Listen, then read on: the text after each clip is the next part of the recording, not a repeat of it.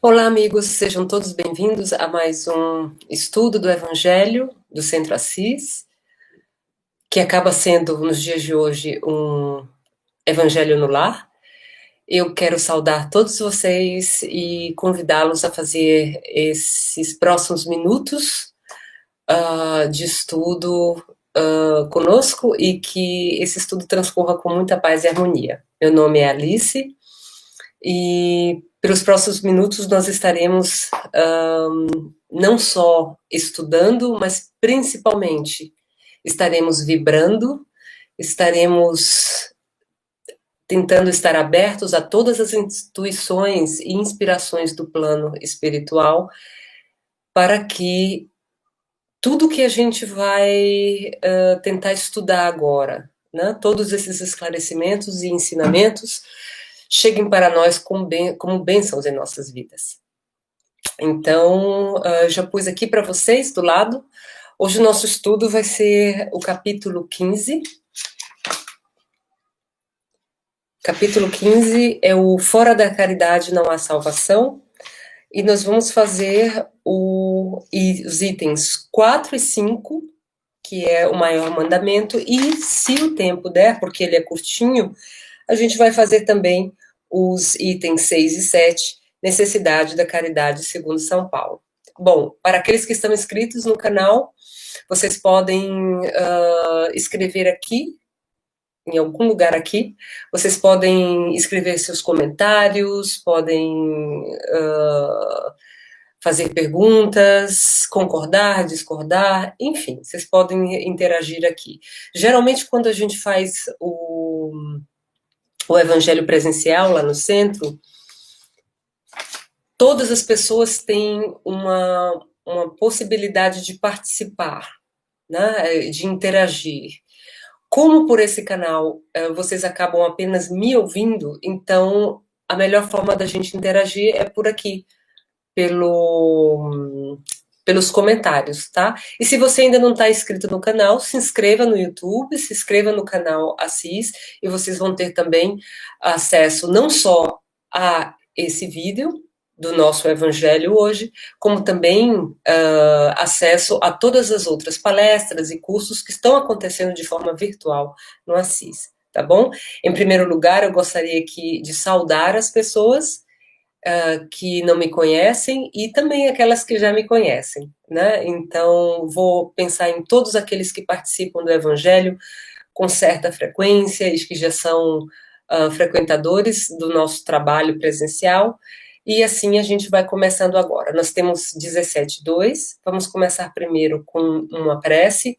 Eu aconselho vocês a preencher um copo com água ou talvez uma garrafinha de água, para que a gente possa, durante essa vibração, dar o ensejo para que a espiritualidade fluidifique a água e que ela possa ser tomada por nós posteriormente ou pelos nossos familiares. Tá bom? Vamos lá? Então, vou pedir a vocês que entremos numa vibração de oração, de tranquilidade, de paz. Se vocês quiserem fazer uma, duas ou três inspirações e expirações tranquilamente, para que possamos, aos poucos, irmos nos acalmando.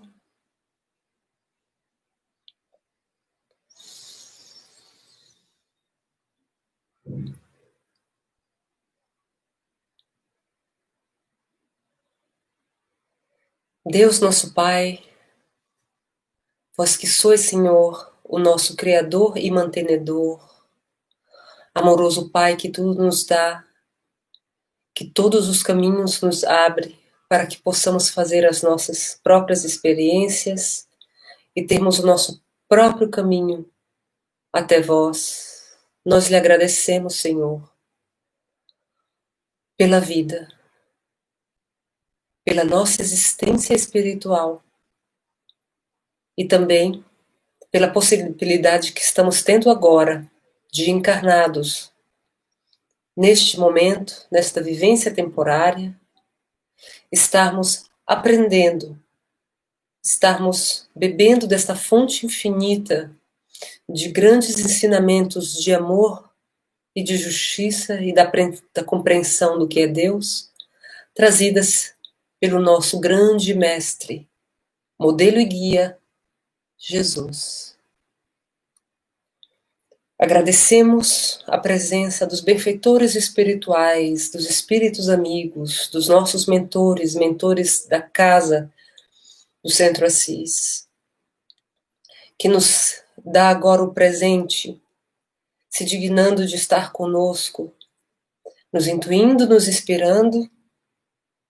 Agradecemos a eles que vêm em nome de Jesus, para que esses ensinamentos possam ser para nós esclarecidos, através dessas inspirações, abrindo nossas mentes e corações para que possamos vibrar pelo bem maior e sabendo que no momento que nos esclarecemos, estamos tendo também a possibilidade de esclarecer a outros, quando assim se fizer necessário.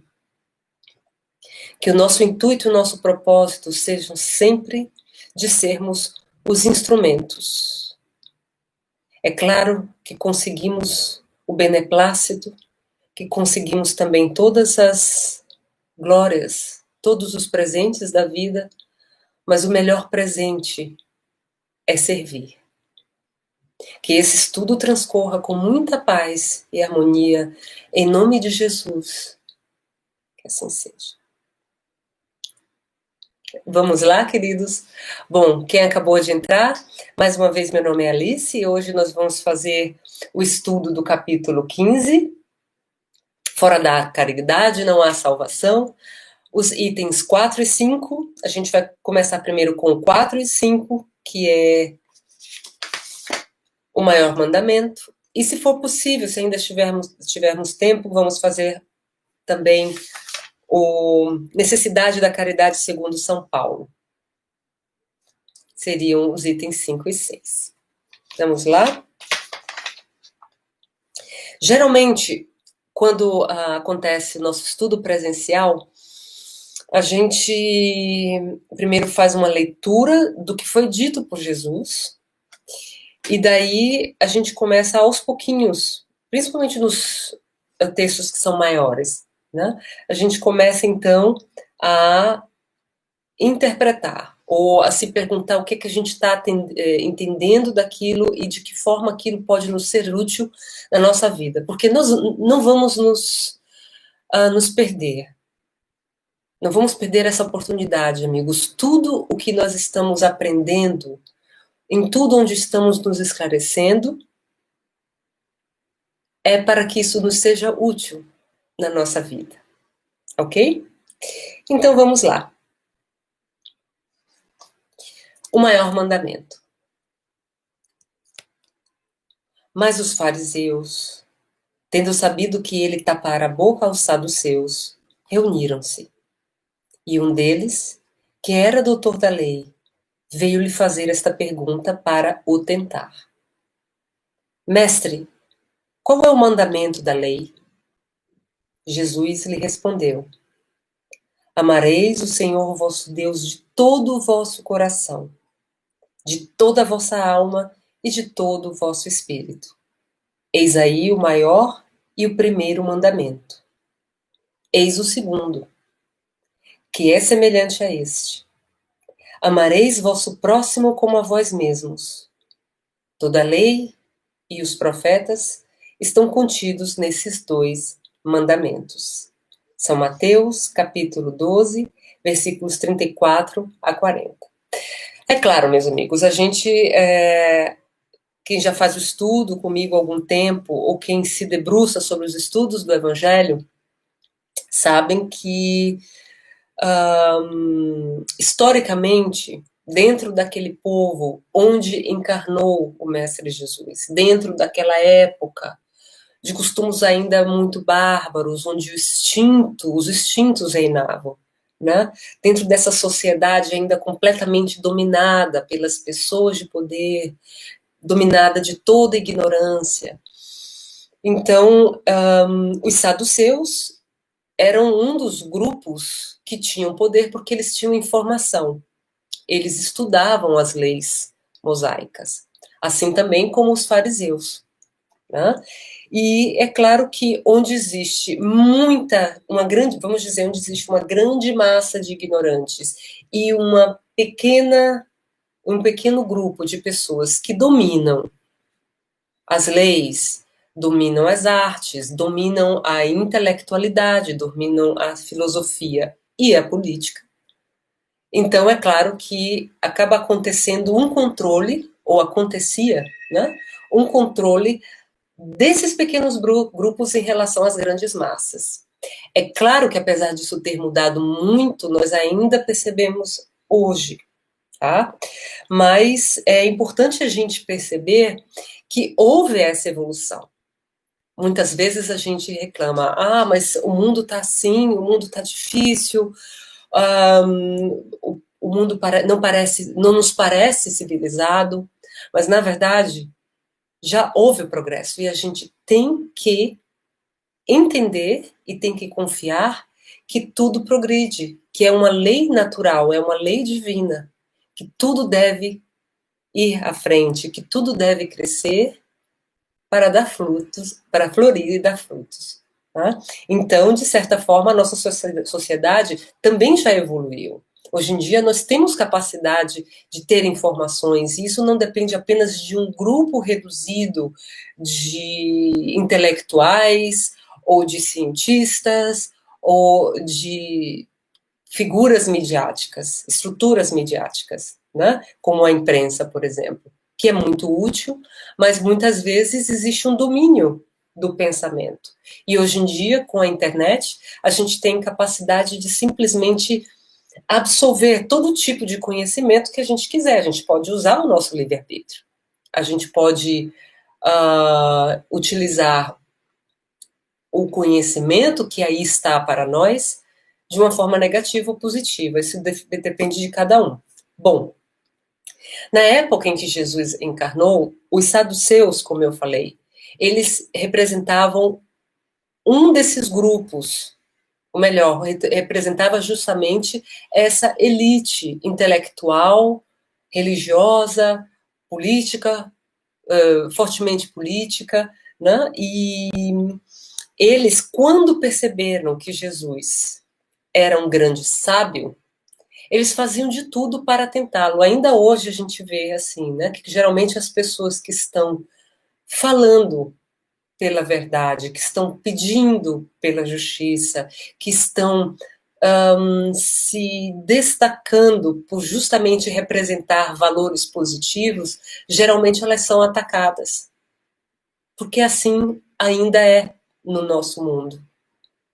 Mas o que a gente quer é que o mundo progrida. Então, para que ele progrida, é necessário que essas pessoas, ou melhor, as pessoas que atacam os símbolos de verdade, o símbolo de bons valores, o símbolo de justiça, que eles percam a força, que eles percam o poder.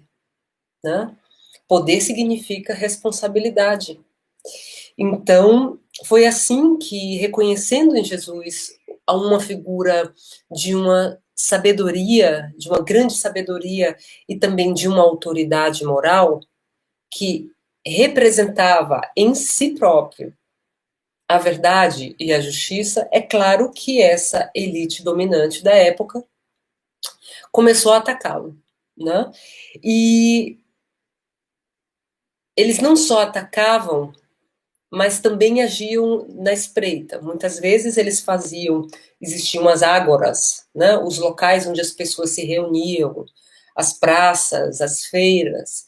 Então, muitas vezes, como que de uma forma a tentar Jesus, a pôr Jesus em situações difíceis, eles muitas vezes faziam, como muitas vezes os sarcásticos, e, infelizmente, meus amigos, o mal, ele age através do sarcasmo, da mentira, da falsidade. Então, eram essas as armas que eles tinham, era essa a estratégia, né, para atacar esse símbolo de verdade que era Jesus. E Jesus, como era, ele mesmo disse, o caminho, a verdade e a vida, então não se deixava abalar. Então, a pergunta aqui, ela vem com esse tom de falsidade, né? É como Jesus nos diz, sede pacíficos como as pombas e astutos como as serpentes. Orai e vigiai. Porque os meios, os mecanismos do mal são geralmente esses. E muitas vezes, quando a gente está ingênuo, a gente está desarmado dos nossos valores morais, que são aqueles que nos sustentam, é difícil para a gente perceber e responder à altura. Então, os fariseus perguntaram a Jesus, mestre, qual é o maior mandamento da lei? De que lei eles estavam querendo saber? Era a lei mosaica, conhecido entre os judeus como a Torá. Então, como Jesus era muito versado e já aos 12 anos de idade tinha mostrado que tinha todo esse conhecimento em si, ele não se abala. Então, ele repete exatamente o que diz a lei mosaica. Amareis o Senhor vosso Deus de todo o vosso coração, de toda a vossa alma e de todo o vosso espírito. Eis aí o primeiro mandamento. Mas ele, em relação ao primeiro mandamento, ele traz também uma nova perspectiva, que não estava escrita nessa lei, mas que ele estabelece enquanto lei. Eis o segundo, ele diz, que é semelhante a este, que é semelhante ao amar a Deus sobre todas as coisas. Amarei vosso próximo como a vós mesmos. Toda a lei e os profetas estão contidos nesses dois mandamentos. Isso significa dizer, meus amigos, que quando nós amamos a Deus e ao próximo como a nós mesmos, nós já estamos fazendo algo de bom tamanho. Nós já estamos respeitando todas as leis. A lei de caridade, a lei de justiça, a lei da verdade, estamos utilizando o nosso livre-arbítrio, vamos provavelmente ter menos problemas com a lei de causa e efeito, estamos contribuindo com a lei de progresso. Então, todas as leis e o que os profetas disseram, segundo Jesus, está dentro desses dois mandamentos. E aí, Kardec, então, no item 5, ele começa e diz: caridade e humildade, tal é, pois, o único caminho da salvação. Egoísmo e orgulho, tal da perdição. Este princípio está formulado em termos precisos nestas palavras: amareis a Deus de toda a vossa alma e ao vosso próximo como a vós mesmos. Toda a lei e os profetas estão contidos nesses dois mandamentos. E para que não haja mais equívocos sobre a interpretação do amor de Deus e do próximo, ajunta. E eis o que o segundo mandamento, que é semelhante ao primeiro, quer dizer que não se pode verdadeiramente amar a Deus sem amar ao próximo, nem amar ao próximo sem amar a Deus. Portanto, tudo que se faz contra o próximo se faz contra Deus. Não podendo amar a Deus sem praticar a caridade para com o próximo, todos os deveres do homem se encontram resumidos nesta máxima: fora da caridade não há salvação. Então, amigos, intuitivamente, o que é que a nossa consciência nos diz? Que devemos amar. Que nós fomos criados para amar. Nós fomos criados por Deus para aprender, crescer, ascender em amor. E esse retorno ao Pai, esse retorno que é a compreensão da nossa consciência, a compreensão do que está inato em nós, porque Se nós somos a sua face, se nós fomos criados à sua semelhança, como diz a Bíblia, é porque nós temos em nós esse Deus. Nós somos um pequeno germe que tem que cair na terra, germinar, crescer, florir, frutificar em amor. Quanto mais nós entendermos isso, mais a nossa vida será próspera, será justa, nossos caminhos estarão abertos. E aqui Kardec nos diz, fora da caridade não há salvação, porque a caridade é justamente o veículo desse amor, é a ação. Vou dar um exemplo para vocês. Quando a gente está com sede, a gente tem que beber água. Mas para beber a água, a gente precisa pegar um copo e encher de água para poder tomar. Se nós não agirmos, se nós não formos até o nosso filtro, ou se nós estivermos no rio, se a gente não for até lá, e se a gente não espalmar as mãos para conter aquela água e beber, a gente não mata a nossa sede. Percebem? Então, o ato de amar é fazer a caridade, assim como o ato de matar a sede é tomar a água. É uma ação. Só que quando a gente não se acostuma a deixar com que essa ação venha, quando essa ação ela não faz parte da nossa vida cotidiana, como faz parte o tomar água, então parece que é algo absurdo, que é algo impossível. Em tudo que nós fizermos com amor, em tudo em que nós trouxermos esse germe latente em nós de Deus, em tudo que nós pusermos Deus em nossas ações, aí estará o amor, aí estará a caridade. Então a caridade é esse veículo onde nós podemos demonstrar o quanto amor nós somos capazes de ter. E o amor significa tudo ao mesmo tempo. O amor é respeitar, o amor é aceitar, o amor é falar, o amor é calar, o amor é, de certa forma, muitas vezes não ser conivente, é chamar a atenção. Existem formas, né, da gente chamar a atenção. Existem formas, inclusive, da gente ralhar com alguém ou com uma criança. Que quando isso aconteça de uma forma amorosa. Quando Jesus nos diz, ele completa, né, o primeiro pensamento, e ele nos diz que o segundo mandamento é semelhante ao primeiro. Ele diz, amarei vosso próximo como a vós mesmos.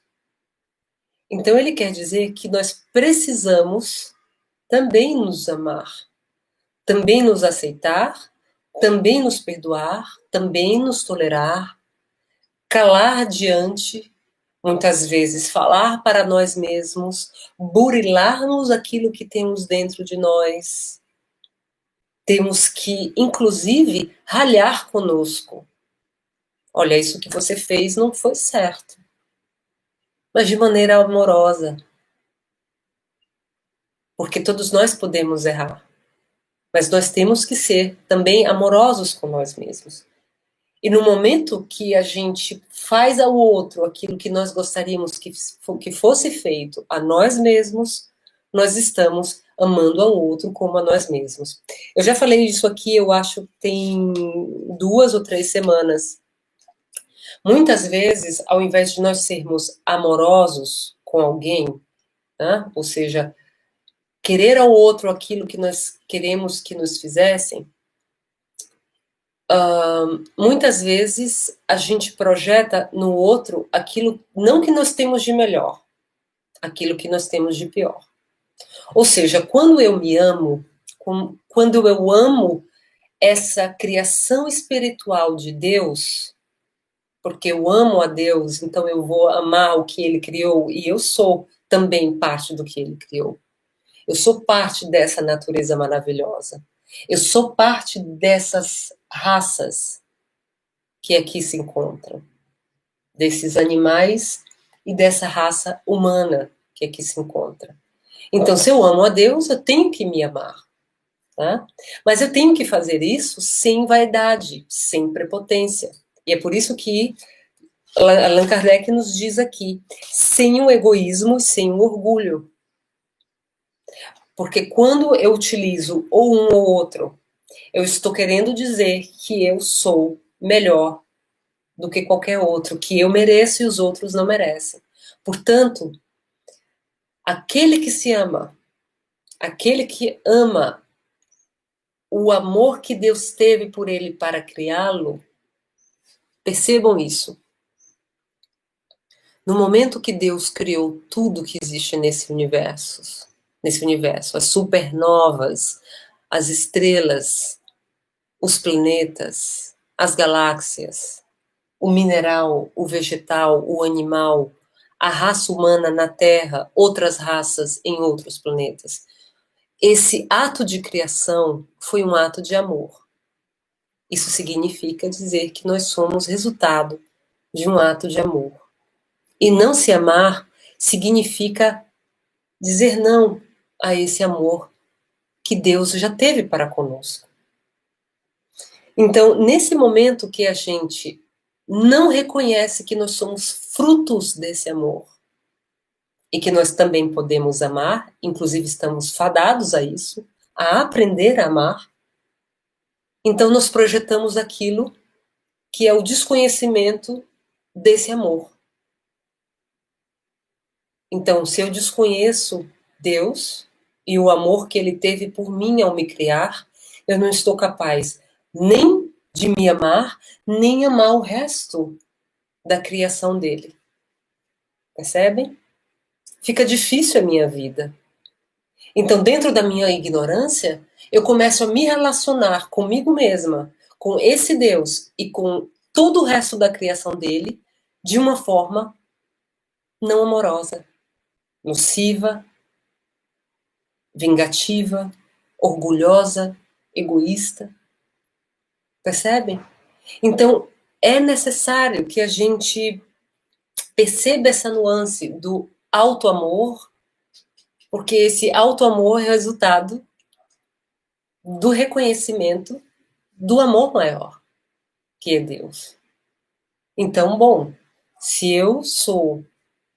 As pessoas falam muito em ecologia, né? Falam muito em salvar o planeta e salvar os mares, os rios, e muito preocupados com temas um pouco dubiosos. Existe ou não o aquecimento global? Por que é que ele existe? Né? A questão do consumo de outros animais. Gente, cada um está no nível de consciência. Mas uma coisa é certa para todos, qualquer que seja a consciência dele. Sempre que nós agimos com coerência em relação ao amor que nós temos a Deus, automaticamente nós teremos amor por tudo que Ele criou. Então eu vejo as pessoas fazendo, inclusive, desses temas motivo de guerra. Inclusive, controlando outras mentes, inclusive impondo agendas. Não, nós temos que salvar o planeta. O homem é uma raça que está acabando com o planeta. Não. Não façam isso. Vamos ter cuidado, muito cuidado com isso.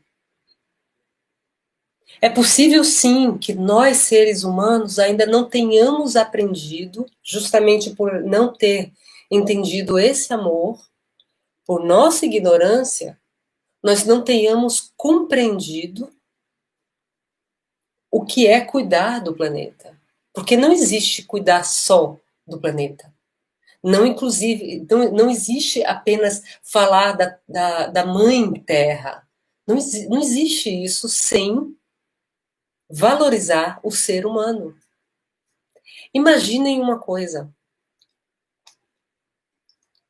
Toda coletividade onde já existe informação, existe harmonia, existem valores que estão ligados justamente a esse amor, automaticamente o que há em volta, a nível do mineral, do vegetal, do animal, do ar que respiramos, dos rios que correm, toda a criação divina se harmoniza com esse amor. Então, não existe querer salvar o planeta culpando o homem simplesmente. O homem, se ele age assim, é porque ele ainda não encontrou o amor.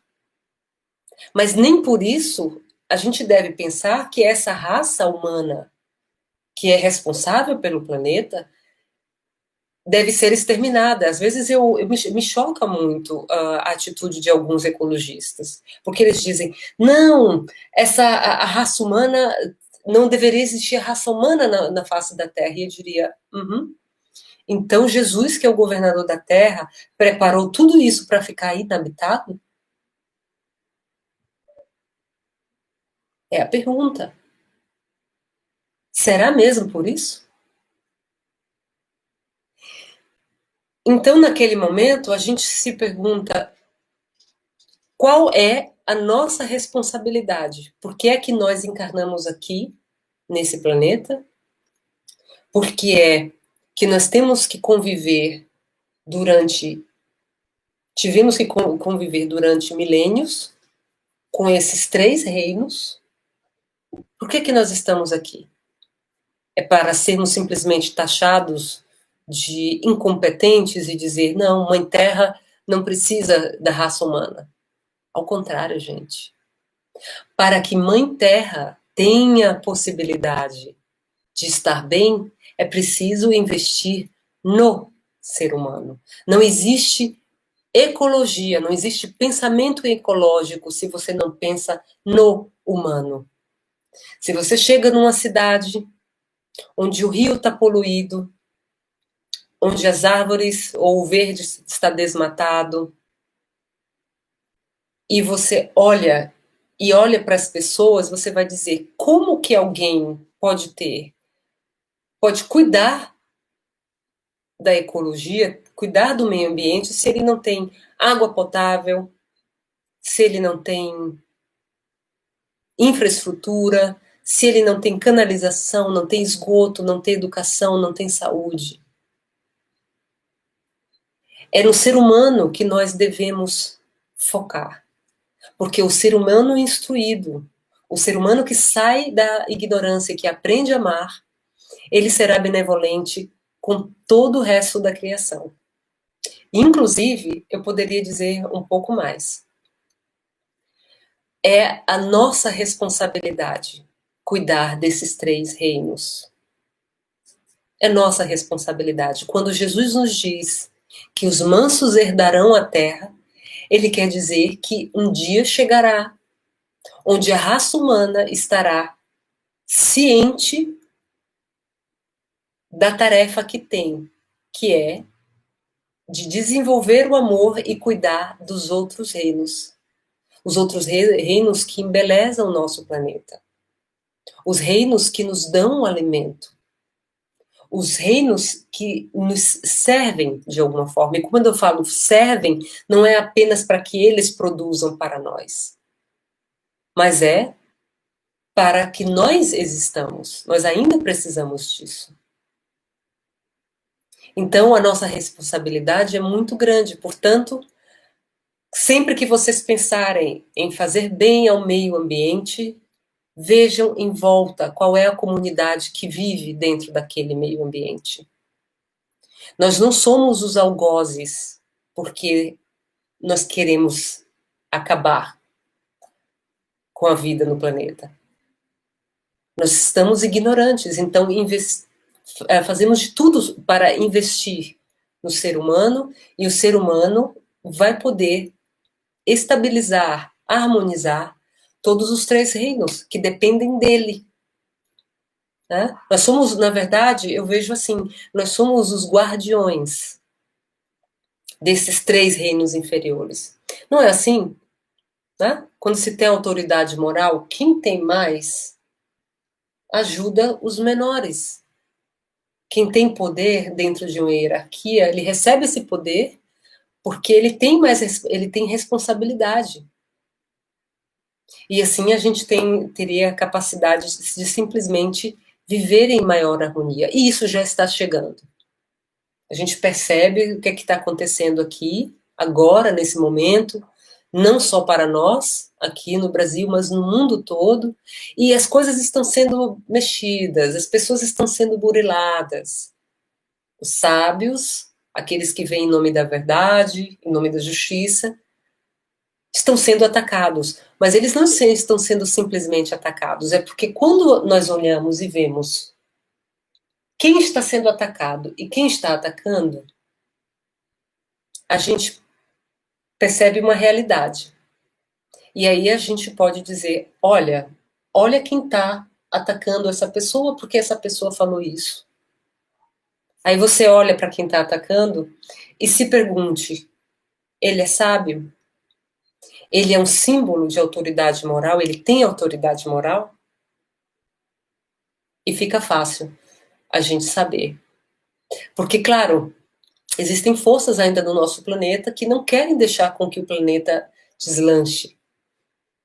Mas ele está deslanchando.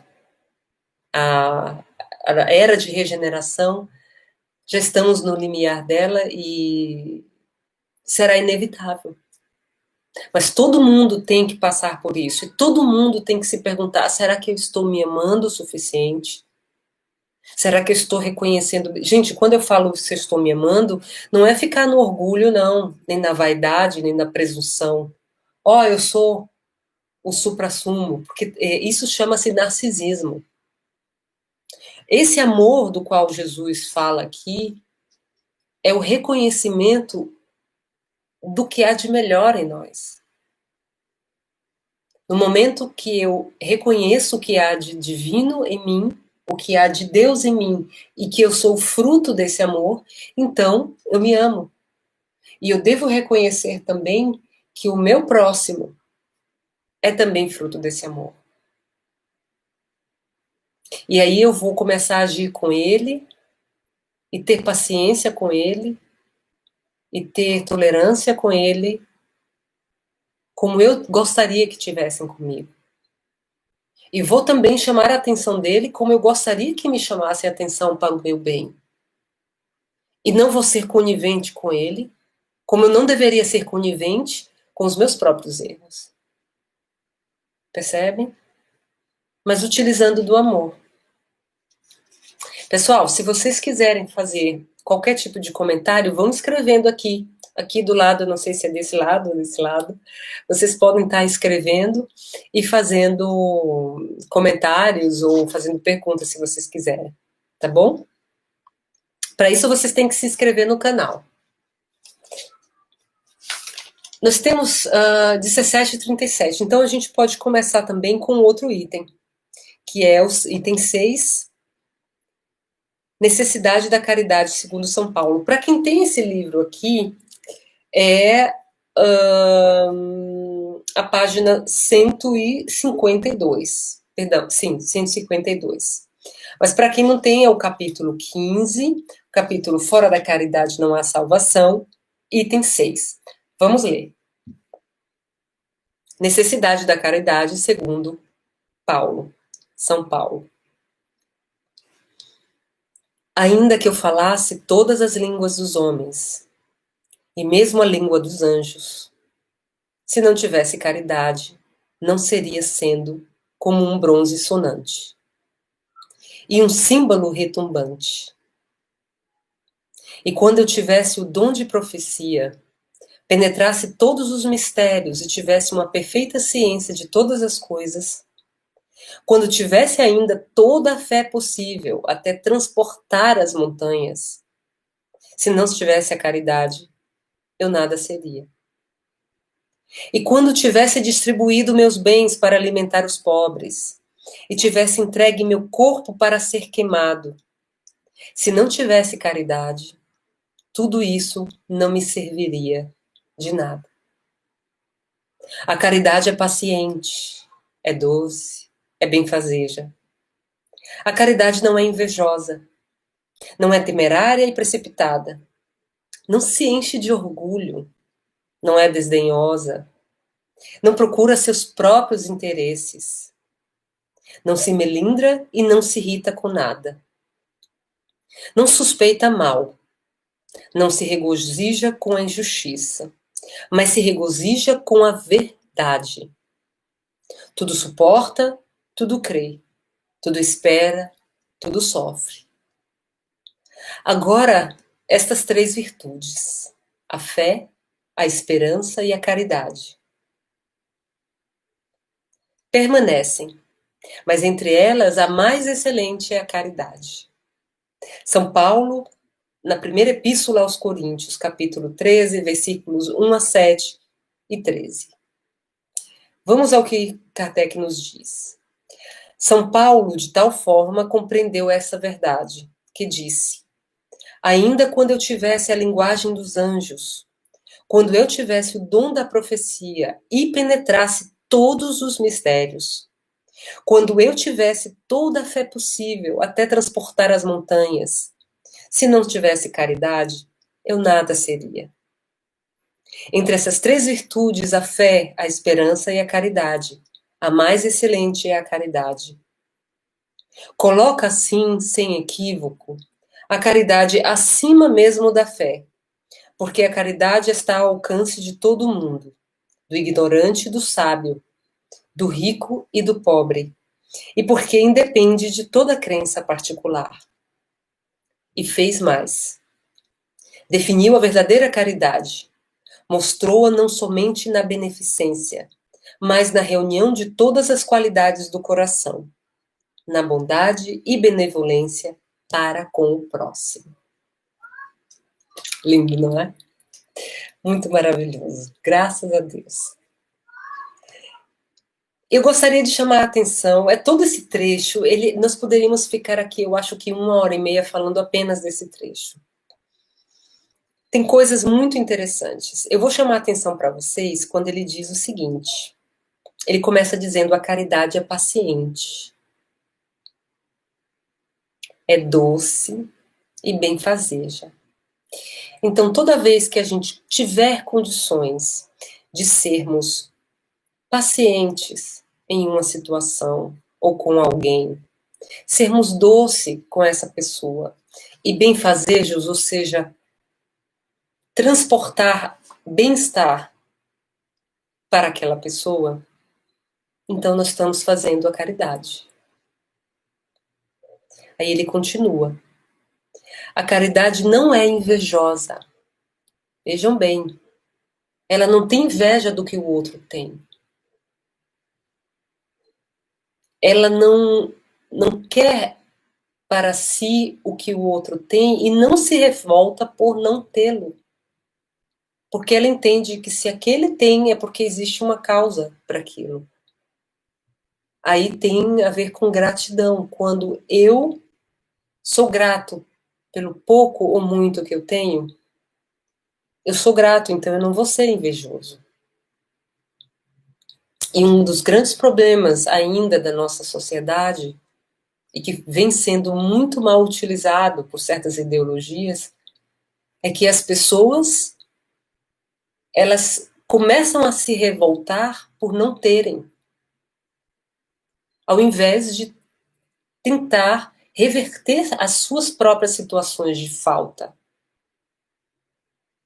E aí a gente pode falar de mil coisas. O Estado é obrigado a dar isso, a dar aquilo, a dar aquilo outro. Existe uma caridade também que deve vir da coletividade, porém, aí a gente chega naquela coisa, amar ao próximo como a si mesmo. E se eu exijo do outro um trabalho, um suor para o progresso e para a prosperidade, eu tenho que exigir de mim também. Então eu tenho que me instruir, Eu tenho que trabalhar em mim, eu tenho que fazer cursos, eu tenho que trabalhar árduo em mim. E muitas vezes as pessoas se esquecem porque elas acham que alguém tem que dar isso a elas, ou o Estado, ou a coletividade, ou o patrão. Percebem? Eu não estou dizendo aqui que não existam injustiças. Seria ótimo que o Estado, a coletividade e os patrões pudessem ser caridosos, porém, cada um deve se fazer a sua própria caridade. E ele continua: a caridade não é temerária e precipitada. Então, ela não tem medo e não se precipita, não se avora em certas coisas. Ela, calma, o que foi que aconteceu? Não vou fazer julgamentos antes de saber o que aconteceu. Não se enche de orgulho. Ela não se enche de orgulho. Se ela faz algum bem, ela não vai criar aquele pavão com aquelas penas, né? Dizer, não, fui eu que fiz. A caridade não é desdenhosa. Ela não desdenha de quem não pode. Ela entende que cada um tem a sua limitação, tem os seus limites. E quantas vezes a gente é convocado a se calar diante de algumas coisas. Mas aí a gente desdenha. Ah, ele não tem isso, eu tenho. Ele não fez isso, eu fiz. E quando eu falo calar, gente, o silêncio é de ouro, dizem, né? Mas o falar também é valoroso. E aí ele continua. A caridade não procura seus próprios interesses. Ora, vou dar um exemplo para vocês. Eu estou ajudando numa obra. Está acontecendo uma obra e eu me ponho como voluntário para ajudar. Mas eu vou para aquela obra porque naquela obra vai estar o engenheiro tal, o arquiteto tal, e eu tenho um escritório de arquitetura. Eu estou agindo de acordo com os meus próprios interesses. Então, a minha caridade, o meu voluntariado, o meu serviço com a causa, com o propósito da obra, ele não é verdadeiro. Isso não é a verdadeira caridade. Então, alguém que esteja realmente dentro de uma estrutura, querendo servir, seja ela uma família, seja ela uma instituição benemérita, seja ela um centro espírita, seja ela um setor da política. No momento que a gente faz as coisas, a gente não deve buscar esse próprio interesse, que seria o tirar possibilidades para nós, né? A caridade, ela não se melindra e não se irrita com nada. Então, alguém, porque essa pessoa é um ignorante, falou alguma coisa que eu não gostei. Eu não vou me melindrar, nem vou me irritar. Eu não deveria, porque eu tenho que entender que aquela pessoa, ela deu o que ela pode dela. A caridade não suspeita mal, não se regozija com a injustiça, mas se regozija com a verdade. Então, quando a gente vê uma injustiça e deixa essa injustiça continuar acontecendo, a gente não está sendo caridoso, nem com o que está fazendo a caridade, a injustiça, nem muito menos com os injustiçados. A caridade, ela fica feliz quando a verdade se estabelece. Tudo suporta, tudo crê, tudo espera, tudo sofre. Então, meus amigos, a ideia da caridade é que nós possamos realmente utilizar os melhores valores em nós. Tudo aquilo que está dentro do nosso arcabouço espiritual, que nós já conquistamos, né? Passo a passo, de encarnação a encarnação, e depois sendo recebido nas nossas famílias. É aí que a gente vai começar a utilizar bem essa caridade, porque a caridade é o amor. É esse amor do qual Jesus falou. E foi assim que Paulo definiu, segundo Kardec, e fez mais, definiu a verdadeira caridade. Mostrou-a não somente na beneficência, ou seja, não simplesmente dar o pão, tá? Mas na reunião de todas as qualidades do coração. Tudo que nós temos dentro de nós, todas as nossas qualidades. No momento que nós enchemos o vaso, é por isso que Jesus dizia que nós somos o vaso que a água divina, que comporta a água divina. Nós temos que ser um bom vaso, sem ranhuras, sem quebras, para poder comportar toda esse amor de Deus por nós.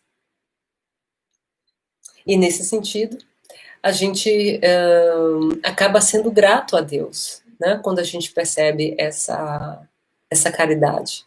Porque tudo aquilo que a gente dá, a gente recebe. E essas palavras de Jesus, né? Fazer ao outro como a si mesmo, isso tem muito a ver com a lei de causa e efeito. Porque aquilo que eu dou, eu vou receber depois. Interessante, não é? Bom, eu gostaria de abrir aqui para vocês, se vocês têm algum comentário a fazer, se vocês gostariam de fazer alguma pergunta em relação ao texto, ou alguma colocação, vocês podem fazer aqui embaixo, não sei se é desse lado ou desse lado, para que a gente possa estar encerrando o nosso evangelho. Portanto, meus amigos, para terminar, eu gostaria de dizer a vocês, amem, amem muito.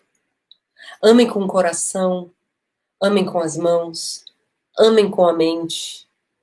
As pessoas muitas vezes acham que amar é estar apaixonado, é ter a dependência psicológica de alguém. Aliás, não existe nenhum amor na dependência. Nenhum amor. Porque a primeira caridade que nós fazemos ao outro é dar a ele sem querer troca. É dar a ele para que ele ande com as próprias pernas. Esse é o verdadeiro serviço. Toda vez que vocês verem pessoas dando a qualquer coisa, dando sentimento, dando alegrias, dando comida, e cobrando lealdade de volta, elas estão criando dependência. Então essa não é a verdadeira caridade. Isso cada um tem que se perguntar. Como é que eu posso ser caridoso? O que é que eu tenho de melhor para dar ao mundo? E o mundo precisa disso. Precisam de pessoas que já estejam despertas para a ideia de que elas são frutos de um grande amor, que foi o amor do qual nós nascemos, do qual nós fomos criados. Uma vez, vendo uma palestra de Divaldo, ele disse que era o amor de Deus que fazia com que os planetas continuassem na órbita. Porque assim, pelas leis da física, se você pegar um punhado de arroz e jogar na mesa, eles vão se esparramar. Certo? Mas que interessante, os planetas eles não se esparramam. Eles sempre ficam no mesmo movimento. Tá? Cada um tem o seu caminho a seguir, cada um tem a sua tarefa. Olha que coisa interessante, é o amor de Deus que mantém todos esses elementos do universo coesos. O universo cresce, ele se expande, mas todos se expandem juntos. Tá? Mesmo as estrelas que se apagam, elas deixam sua luz em milhões de anos. Então, meus amigos, fica aqui a mensagem desse nosso novo evangelho, que a gente se ame, que a gente ame a Deus, ainda mais em tempos onde nos dá vergonha, ou não deveria, mas muitas pessoas têm vergonha de falar em Deus. Muitos não acreditam em Deus. E muitos, inclusive, não sabem ou duvidam se Deus realmente existe. Como você pode amar uma coisa que você não acredita que existe? Então vamos procurar aí amar a Deus, amando a sua criação, amando. E no momento que a gente ama a criação de Deus, a gente ama a nós mesmos, porque nós somos criação dele, mas o próximo também é criação de Deus. Então eu tenho que ir com ele no caminho. Tenho que tolerar essas criaturas. Se for necessário e se eu tiver autoridade moral, eu posso de repente dizer para ele, amigo, não é por aí. Porque eu gostaria que alguém chegasse para mim e dissesse, Alice, não é por aí. Mas sem orgulho, sem querer dominar, sem querer se sobrepujar, sem querer atacar, sem querer fazer o mal. Gente,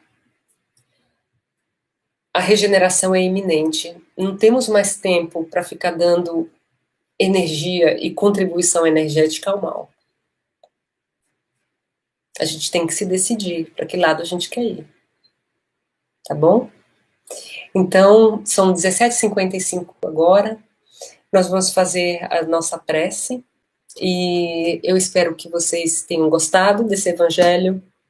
Na próxima segunda nós estaremos aqui. Gostaria de mandar um beijo para todos aqueles que fazem parte do Evangelho do Assis. Simone, Robélio, Cibele, Mônica. Mônica não apareceu hoje, mas um dia desse ela aparece, ela sempre está por aqui.